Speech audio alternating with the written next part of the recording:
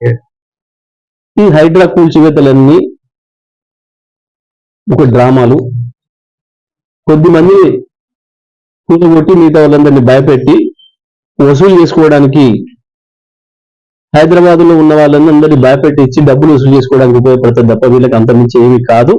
దీంట్లో అక్కడక్కడ చిన్న చిన్న పేదవాళ్ళకి కూడగొట్టి లక్షలాది మందిని భయపెట్టించి లక్షలాది మంది నిద్రపోకుండా చేస్తున్నారు, నిద్ర లేకుండా చేస్తున్నారు.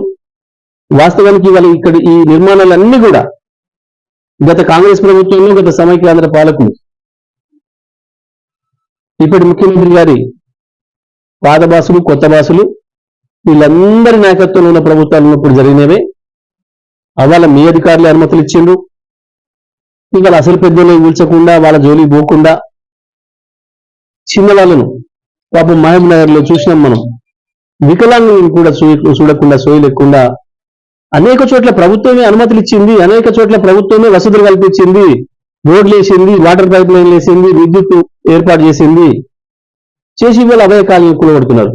పాపం కొంతమంది ఈఎంఐ బ్యాంకుల గురించి మాట్లాడుతున్నారు, పాపం బాధపడుతున్నారు.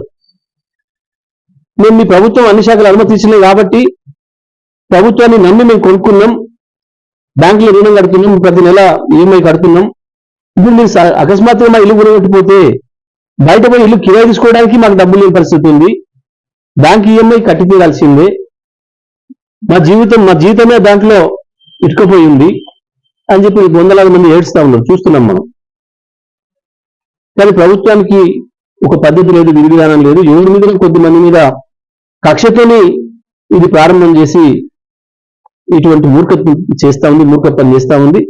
ఇప్పటికైనా ప్రభుత్వం మొట్టమొదటిగా ఈ నదులకు సంబంధించిన బఫర్ జోన్లు కావచ్చు, అదేవిధంగా అన్ని చెరువులు, రాష్ట్రంలో ఉండే అన్ని చెరువులు ఎఫ్టీఎల్ కావచ్చు, బఫర్ జోన్లు కావచ్చు, ముందుగా చెప్పండి, ప్రజలకందరికీ అర్థమయ్యేటట్టుగా ఎక్కడెక్కడ ఉన్నాయి, ఏం జరిగింది, ఇప్పుడు ఉన్నవాటి విషయంలో ఏం చేయాలి, కొత్తగా నిర్మాణాలు కాకుండా ఏం చర్యలు తీసుకోవాలి దానికి ప్రభుత్వానికి ఒక అవగాహన ఉండాలి, ఒక పద్ధతి ఉండాలి, దానికి ఒక శాస్త్రీయత ఉండాలి, దానికి ఒక చట్టబద్ధత ఉండాలి. కానీ ఏది లేకుండా కేవలం వ్యక్తిగత కక్షతోని కొందరు కూడగొట్టదామని చెప్పి చేసిన డ్రామాలో భాగంగా, ఆ కుట్రలో భాగంగా ఈ హైడ్రామా వచ్చింది. కానీ అనుమతులు ఇచ్చి ప్రభుత్వాన్ని నమ్మి కొనుక్కున్న వాళ్ళను ముంచడం ఏదైతుందో దీంట్లో తప్పకుండా ప్రభుత్వం బాధ్యత వహించాల్సి వస్తుంది. బాధితులకు న్యాయం చేయాల్సిన అవసరం ఉంది.